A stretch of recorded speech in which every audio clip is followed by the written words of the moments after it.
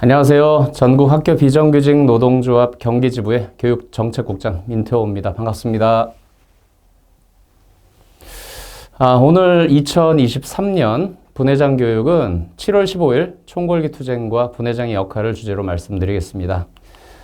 윤석열 1년에 대해서 이제 국민들의 여론조사는 참담합니다. 그래서 윤석열 정부 전반에 대해서, 국정 전반에 대해서 낙제점을 주고 있습니다. 그래서 외교, 그리고 노동조합, 그리고 민생, 전반적으로 무능력하고 무책임한 검찰 독재로 국민들은 답하고 있습니다. 우리를 둘러싼 노동 정세는 독재 정치가 노동조합과 민생 곳곳을 파괴하고 있습니다. 오늘 대부분 급식실에서 이제 오셨을 텐데요. 급식은 후쿠시마 오염수 방류가 되면 이제 소금 간도 하기 어렵고, 그리고 그러니까 국물 낼 때도 그 다시마나 이제 멸치 국물을 못 낼지도 모릅니다. 다행인 건 생선 튀김을 더 이상 안 해도 될지도 몰라요. 아무튼 정치라고 하는 것은 우리 밑바닥 곳곳에 영향을 주는 거기 때문에 대통령을 잘 뽑았어야 되는데 정말 바다에게 미안하지 않을 수가 없습니다. 윤석열 정부가 이뿐만이 아니죠. 윤석열 정부는 혐오와 차별이, 그러니까 증오를 통해서 자기의 지지를 끌어모으는 브랜드 정치를 하고 있습니다. 그래서 문재인 정부의 검찰총장이었음에도 불구하고 문재인 정부에 대해서 반국가 세력이다. 6월 28일 자유총연맹 창립 기념대회에서 강하게 문재인 정부를 반국가 세력으로 낙인 찍었습니다. 처음이 아니에요. 이미 1년 전에도 구체적으로 이야기는 하진 않았지만 종북 주사파는 반국가 세력이고 협치의 대상이 아니라고 하면서 사실상 민주당을 종북 주사파로 몰아간 바가 있습니다. 근데 윤석열 정부는 거의 사고뭉치예요. 그러니까 나라 밖으로 나가도 사고, 그리고 우리나라 안에서도 발언 한마디 한마디가 큰 파장을 불러일으키고 있죠. 그러니까 수능을 얼마 남기지 않은 상태에서 킬러 문항 내지 마라, 교과서 안에서만 내라 라고 발언을 했다가 엄청난 후폭풍이 벌어졌습니다. 사실은 킬러 문항은 정부가, 교육부가 개발했던 변별력을 위한 문항이었거든요. 근데 이 책임을 지지율 하락 조짐 보이니까 그러니까 강남의 대형 학원들, 그리고 일타 강사들한테 세무조사로 너무 많은 고응의 연봉을 받고 있다, 세무조사해야 된다라고 하면서 야단 법석을 피우고 있습니다.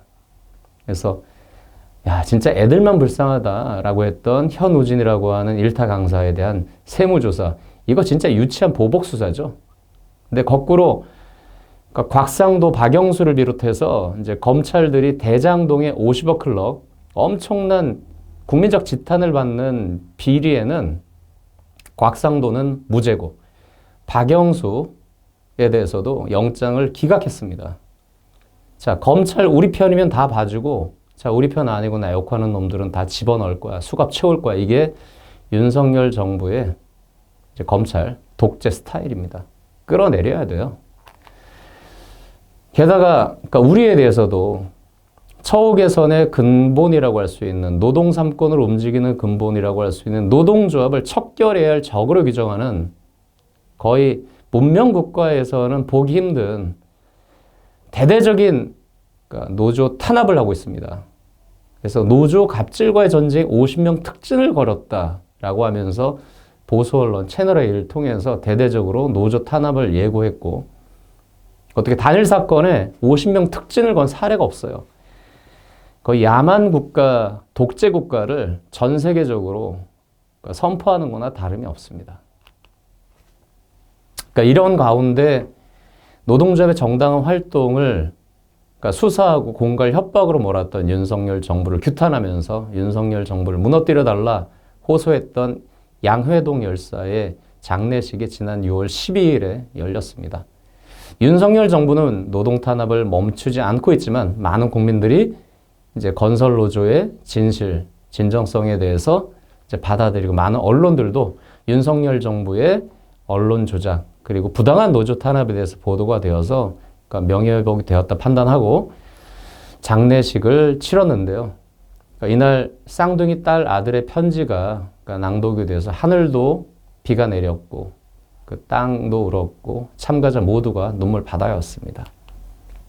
양효동 열사 장례식에서 딸의 편지인데요. 늘 바라보면서 웃으면서 자는 아빠의 모습이 아직도 생생하게 기억나. 나중에 만나면 그때처럼 나 안으면서 웃어줘. 너무 보고 싶고 사랑해. 그 사랑하는 딸. 그리고 아들의 편지인데요. 요즘 아빠 꿈을 꾸고 있어. 아빠와 함께 사는 것이 얼마나 소중하고 가치 있는 일인지 이제 깨달은 것 같아. 이제는 내가 아빠의 빈자리를 채워야 돼. 내가 우리 집의 가장이니까 열심히 살게. 미안하고 고마웠어. 사랑해. 정말 한 가정의 행복을 파괴하는 겁니다. 그러니까 노동조합을 탄압하는 것은, 그리고 노동자를 탄압하는 것은 그냥 노동조합의 탄압으로 끝나지 않고 노동자의 행복, 그리고 그와 함께 살고 있는 가족 모두의 행복을 파괴한다는 거, 우리가 다시 한번 깨닫게 된 자리였습니다. 윤석열 정부는 반드시 이 책임을 지고 물러나야 됩니다. 근데 윤석열 정부의 69시간 노동이 일제 식민 통치보다 더 가혹한 착취다라는 언론 보도가 나왔어요. 이건 원산 총파업에 대한 당시 일제 치하의 동아일보 기사인데요. 그러니까 1929년에 원산에서 노동자들이 일본의 가혹한 노동 착취에 항의하면서 파업을 벌였습니다.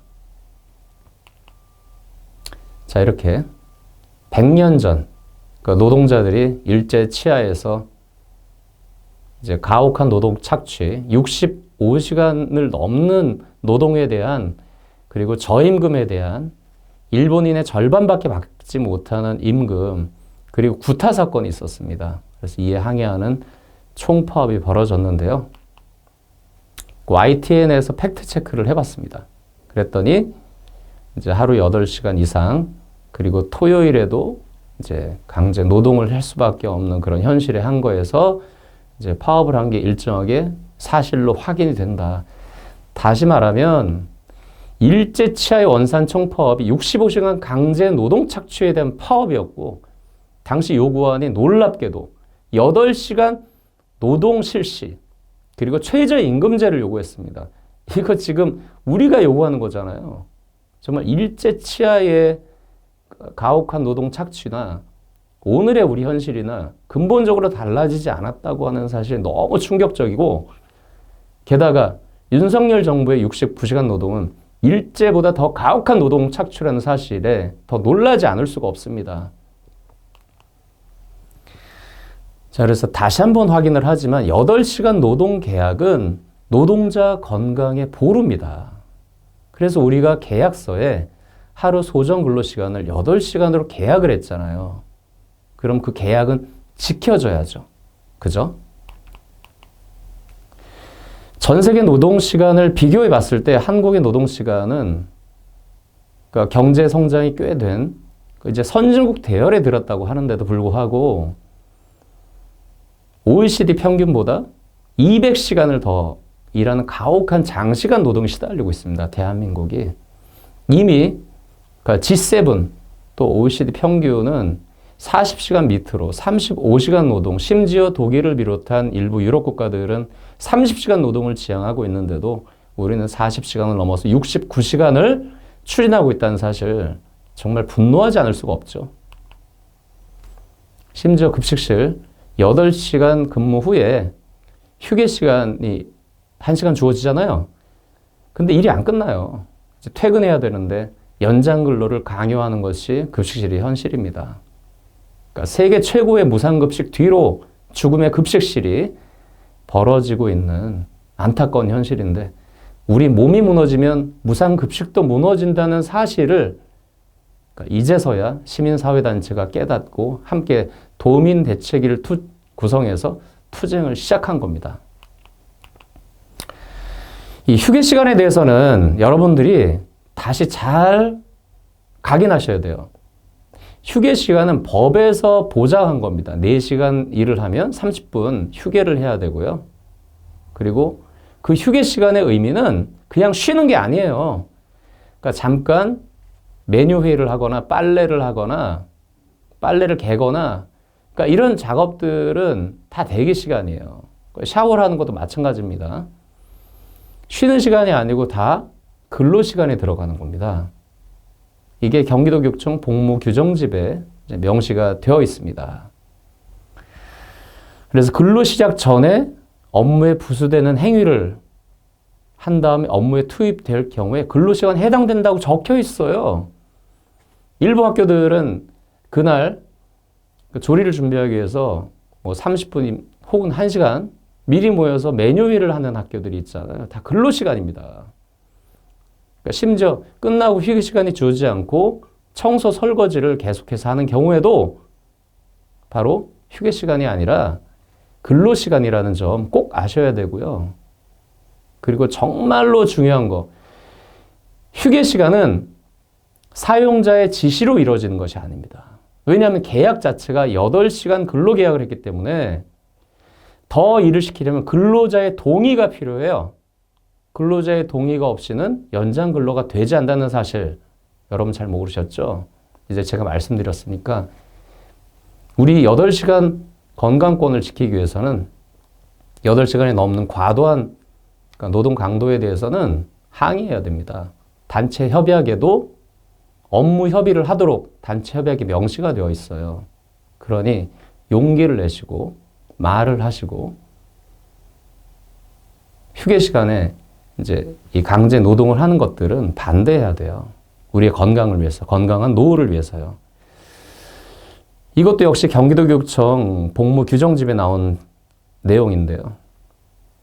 그러니까 우리가 정확하게 여기 적혀 있죠. 휴게 시간을 미부여하면 근로기준법 위반이고 위반 시에는 2년 이하의 징역 또는 1천만 원 이하의 벌금에 처합니다. 휴게 시간에 일을 하면 안 되도록 돼 있어요. 그리고 휴게 시간이 없이 그럼에도 불구하고 근로가 이루어졌다. 그러면 이건 위법이지만 위법 사실과는 별개로 연장 근로수당 지급의 의무가 발생한다는 거예요. 8시간 이후에 휴게 시간 일을 시키는 것도 불법이지만 일을 했을 때 주지 않는 거는 또 임금 체불을 하는 불법이에요. 가중처벌을 받습니다. 그래서 단체 교섭에서 이 부분에 대한 항의를 했더니 경기도 교육청에서는 그런 학교가 있으면 알려달라. 휴게 시간에 근로를 했다면 1.5배 연장 근로수당을 지급해야 된다라고 확인을 했고 노사가 함께 이런 일이 벌어지지 않도록 노력하기로 했습니다. 자, 여기 임금 지급 있죠? 임금을 당연히 8시간 소정 근로시간은 1배로 시급을 통해서 지급이 되지만 8시간이 넘었을 때는 연장 근로수당 1.5배를 지급해야 되는데 이걸 주지 않았을 때는 벌칙이 있습니다. 3년 이하의 징역 또는 3천만 원 이하의 벌금에 처합니다. 그래서 휴게 시간에 일을 시키는 거 그리고 임금을 지급하지 않는 거 이 모두 형사처벌 대상이고요. 수갑차고 감옥에 가야 되는 일이에요. 학교장과 관리자들이 각성해야 됩니다. 그리고 우리가 용기 내서 말을 해야 돼요. 휴게 시간 근무는 누가 결정해요? 근로자의 동의가 있어야 돼요. 8시간 계약을 했기 때문에 연장 근로에 대해서는 양측의 합의가 있어야 되고요. 근로자가 동의가 해야 되고요. 연장 근로 수당의 지급 의무가 발생한다는 거 잊지 마시기 바랍니다. 자, 이게 학교 비정규직 노동조합 경기지부에서 옥빛중학교에 공문을 보냈습니다. 그러니까 현장 투쟁이 연장 근로 수당, 연장 근로에 반대한 현장 투쟁, 그리고 이미 발생한 연장 근로 수당에 대한 지급을 요구하면서 현장 투쟁이 벌어졌는데 결국 승리로 끝났어요. 그리고 노동조합에서는 현장의 결의 기초해서 공문을 보냈고요. 연장 근로가 없도록 메뉴와 업무를 조정하라고 했고 그에 따라서 이미 발생한 연장 근로에 대해서는 그러니까 체불임금이니까 연장 근로수당, 체불임금 지급하라고 공문을 보냈더니 며칠 후에 바로 작년에 체불임금까지 모두 지급을 했습니다. 현장 투쟁이 진리예요. 용기를 내면 승리한다. 말을 하세요. 법적 근거가 너무 명확하고 경기도교육청 복무규정집에도 정확히 나와 있다는 사실 꼭 기억하시기 바랍니다. 자, 우리는 그러니까 왜 투쟁을 하는가? 조합원 교육 때도 말씀드렸지만 우리가 처우 개선을 하고 임금 인상을 하는 거 그거는 행복한 가정과 건강한 노후를 위해서죠. 그래서 12년 동안 노동 3권을 행사할 수 있는 유일한 무기 노동조합을 통해서 12년 동안 우리의 소중한 처우 개선과 임금 인상의 성과를 학비노조 곳간에 쌓아놨어요. 이걸 지금 윤석열 정부가 약탈해서 재벌과 투기자본의 특혜로 그러니까 넘겨주려고 하는 상황이에요. 어떻게 해야 돼요? 강도가 쳐들어왔는데 싸워야죠.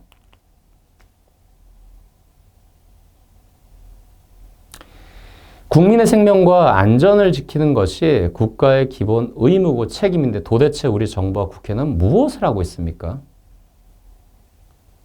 그러니까 며칠 전에 학교 비정규직 노동조합이 1차로 국가 손해배상 청구 소송을 냈습니다.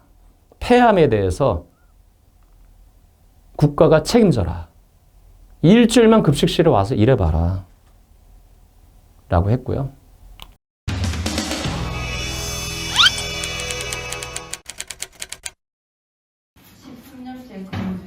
작년 8월 8일 폐CT 검사 결과 폐암 판정을 받고 지금은 수술 후 회복 중에 있습니다. 지금 가장 큰 걱정은 생계 지원이 없으니 산재 처리 결과에 따라서 당장 다음 달이면 복직해야 하는데 근무 현장에서 제 업무량의 일을 감당해낼 수 있을까 큰 걱정입니다. 배치 기준 인력 문제로 동료가 사고가 나고 응급차에 실려가도 미친 듯이 조리를 마무리해야 합니다.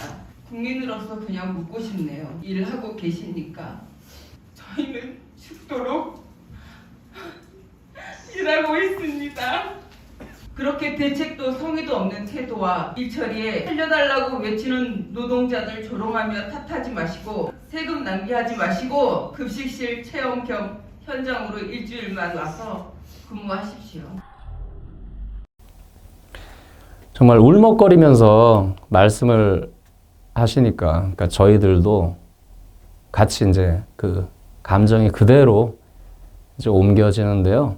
이 폐암 문제는 정말 죽음의 급식실이 대명사가 된 이 무상급식의 현장, 그러니까 우리의 몸이 무너지면 무상급식도 무너진다는 사실, 이번 7월 10월 총궐기 때 국민들에게 다시 한번 알려내서 국가가 이 국민의 생명과 안전을 지키는 그 책임과 의무를 다할 것을 촉구해야 될 것 같습니다.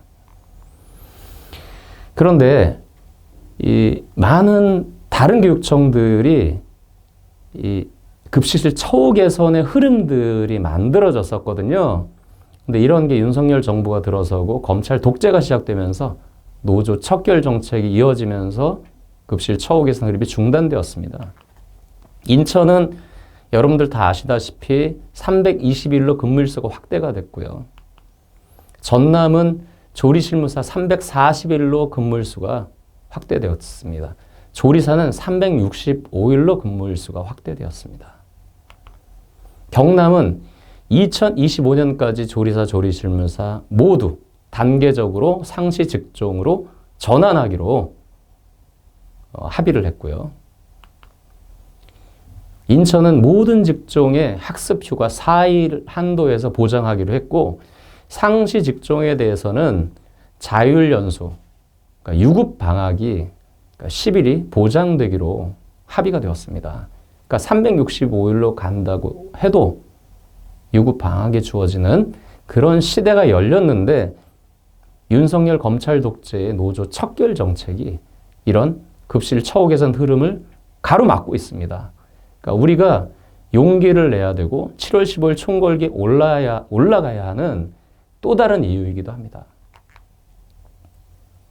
자, 7월 15일 총궐기 서울로 다 모여주시기 바랍니다. 지금 현재 건설노조가 온몸이 부서져라 윤석열 퇴진 투쟁을 하고 있습니다. 그래서 민주노총이 7월 3일부터 총파업에 돌입을 했는데요. 2주 동안 진행이 될 거예요. 근데 건설노조가 물러서지 않고 있습니다. 1,000명의 조합원들이 소환이 됐고요. 20여 차례 사무실이 압수수색을 당했고 20명이 구속이 됐습니다. 그런데도 이분들이 건설 노동자들이 왜 물러서지 않는가? 다시 예전의 노예 상태로 돌아갈 수 없다. 우리는 지난날의 우리가 아니다. 라고 하면서 힘차게 투쟁을 하고 있어요. 사실 정부가 처벌하고 건설 현장에 해결해야 될 문제는 불법 다단계 하청 문제거든요. 현대산업개발이라고는 일군 업체 지금 작년에 이어서 2차례나 붕괴 사고가 났는데도 불구하고 행정 처분을 하지 않고 있어요. 원래 공사를 중단시키든지 업체에 대한 공사권을 주지 말아야 돼요. 근데 이런 것들은 솜방망이 처벌을 하면서 건설 노조에 대해서는 가혹한 노조 탄압을 하고 있죠. 하지만 당당하게 싸우고 있습니다. 장옥기 건설노조위원장이 이렇게 얘기를 했어요. 건설 자본의 민원 해결사 윤석열 정부의 탄압이 노동조합 피어린 투쟁 소중한 성과들을 파괴하고 있다. 하지만 건설 노동자들의 투쟁은 인간 존엄을 파괴하려고 하는 자들과 맞서는 싸움이다. 역사상 인간 존엄을 지키는 투쟁은 단 한 번도 실패하지 않았다. 과거 노예 시절로 돌아갈 수 없다. 라고 하면서 가열차게 투쟁을 하고 있습니다. 다음 탄압 대상은 모두들 입을 모아서 학교 비정규직 노동조합이라고 이야기를 하고 있습니다. 우리의 과거는 어땠습니까? 1년 일하나 30년 일하나 임금이 똑같았잖아요. 노조 생기기 전에는. 우리도 지난날에 우리가 아니라고 하는 것을 보여줘야 됩니다. 그래서 지난 3월 31일에 학비노조 최초의 총파업을 정말 힘있게 성사를 했고 이 힘으로 우리의 2023년 임금이 총파업 이전과 이후 파업 이후에 절반 이상의 임금을 사측으로부터 쟁취를 했잖아요. 자, 우리도 보여줘야 됩니다. 건설노조가 온몸이 부서져라 투쟁하고 있는 이때 민주노총과 함께 윤석열 정부 퇴진을 위해서 힘차게 투쟁을 해야겠습니다. 아까 처음에 말씀드렸던 것처럼 우리가 투쟁을 하는 목적은 그러니까 북유럽처럼 행복한 나라로 이민을 가기보다는 우리나라를 행복한 나라로 만들기로 했잖아요.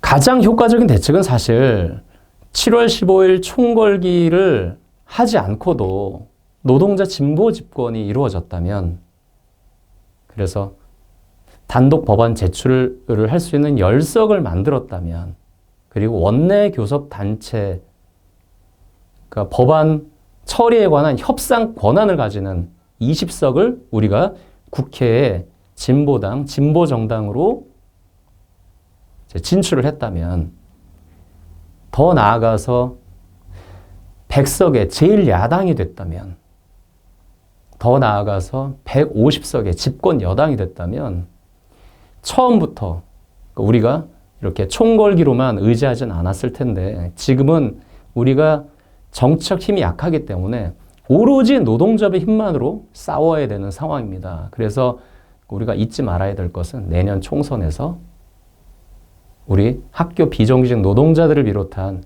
많은 비정규직 노동자들이 전주, 을처럼 민주당 텃밭에서도 당선될 수 있는 그런 총선 승리를 이끌어내야 되는데요.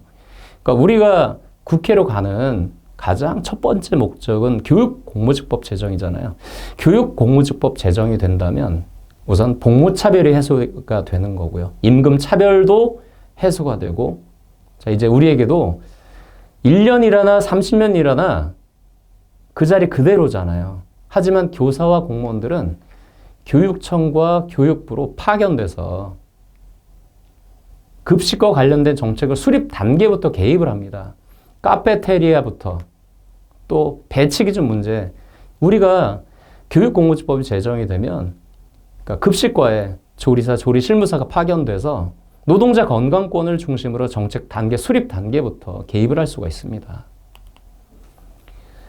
근데 이런 노동자 진보 집권과 교육공무집 제정이 실제로 우리에겐 어떤 성과를 만들어낼 수 있는가? 그건 바로 연봉이 4천에서 5천만 원으로 되는 거예요. 우리 노동자의 요구대로 근속수당이 공무원 수준까지는 아니더라도 공무원 이제 수준 근처라도 간다면, 그리고 근로일수가 상시 직종으로 전환이 된다면 연봉이 4천에서 5천만 원에 달하게 되거든요. 그리고 다른 교육청처럼 상시 직종으로 전환이 된다고 하더라도 자율연수 학습휴가 그리고 유급 직무 연수를 통해서 유급 방학이 주어지게 되는 거예요.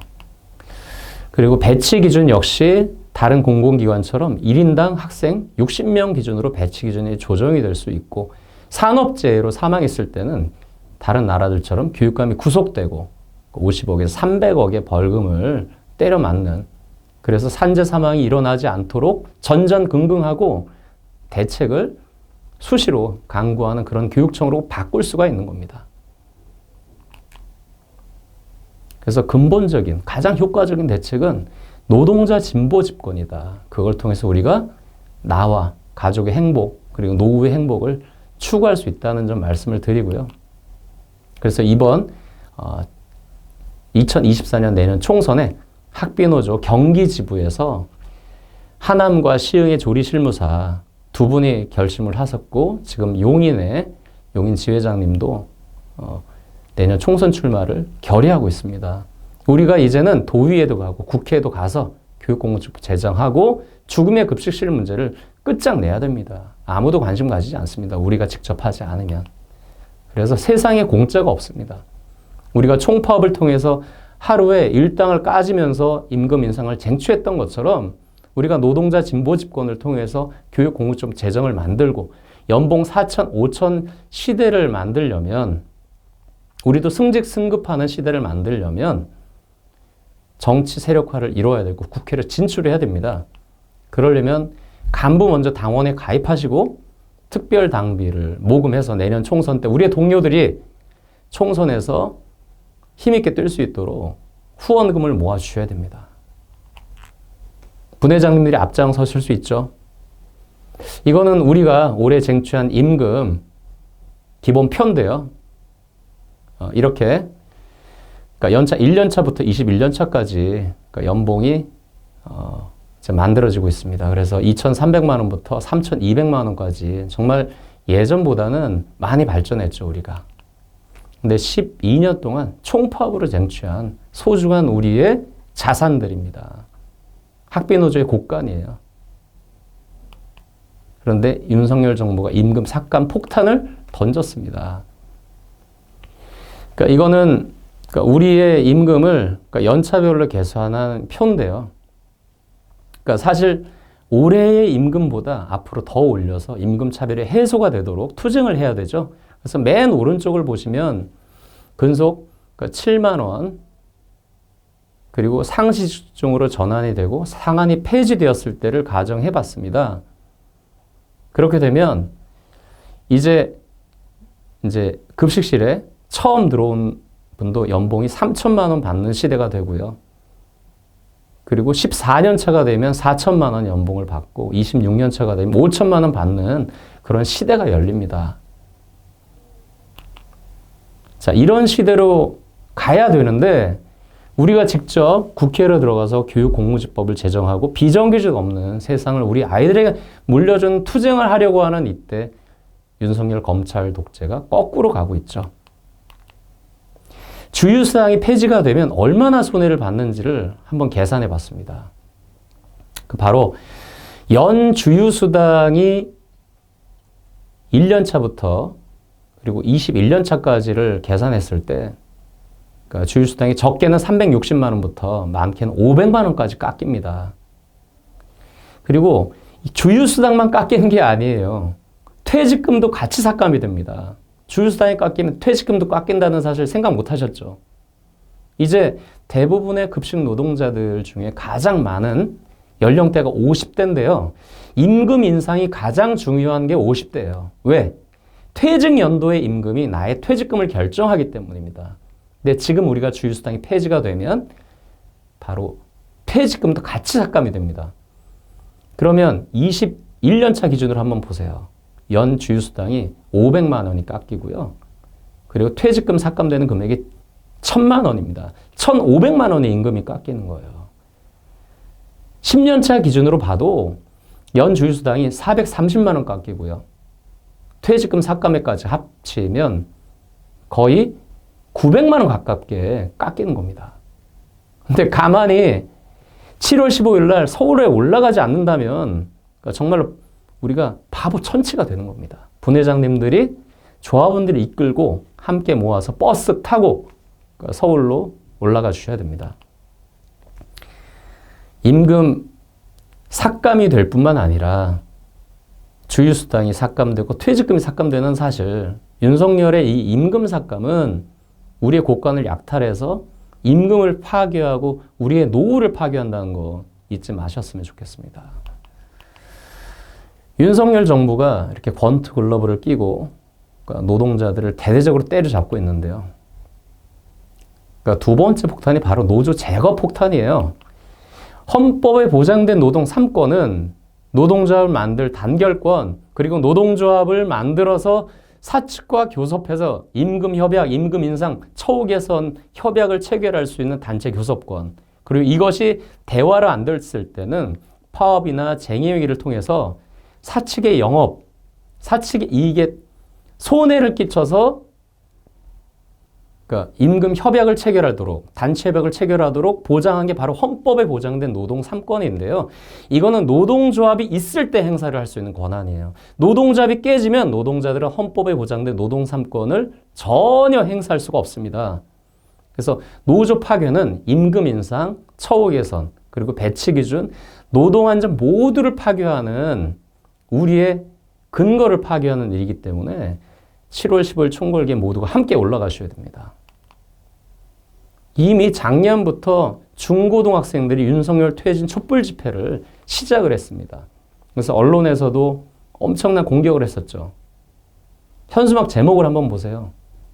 중고등이 앞장서서 혁명 정권을 세워내자. 거의 4.19 혁명 수준의 그런 순수한 열정으로 중고등학생들이 촛불 집회, 윤석열 퇴진 집회에 나오고 있는데요. 이제 우리가 남은 4년 다 말아먹기 전에 윤석열 퇴진 총파업에 함께 나서 주셔야 됩니다. 우리는 7월 10일 총궐기로 힘을 더해 주셔야 되죠. 그래서 우리 모두 서울로 윤석열 퇴진을 위해서 모여 주셔야 되고요. 행동 지침을 말씀드리겠습니다.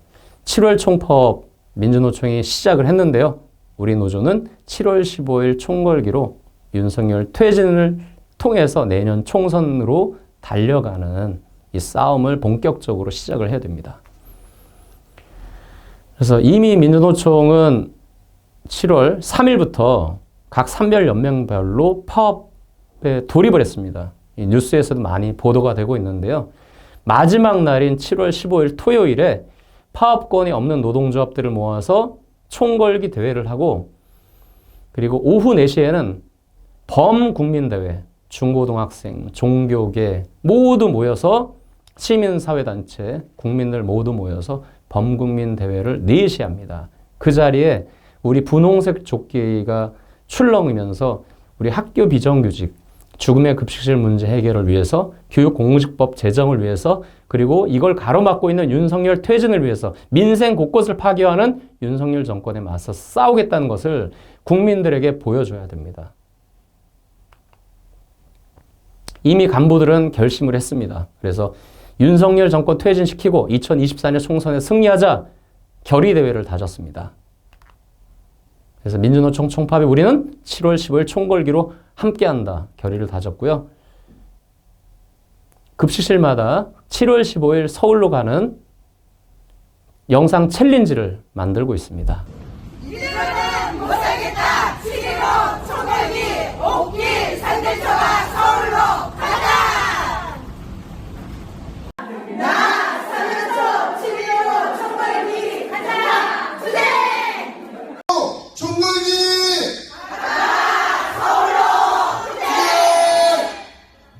그러니까 서울도 총궐기 대회에 이렇게 지휘별로 참가 학교들을 쭉 모으고 있고 벌써 200여 개 학교에 서울 지부에 총궐기 대회 참가가 조직이 되고 있습니다. 서울 지부도 총궐기 대거 참가를 조직하고 있어요. 우리도 뒤질 수 없겠죠? 그러니까 모든 학교들이 함께 조합원들과 함께 서울로 상경을 해주셨으면 합니다. 분회장님들은 이렇게 움직여주세요.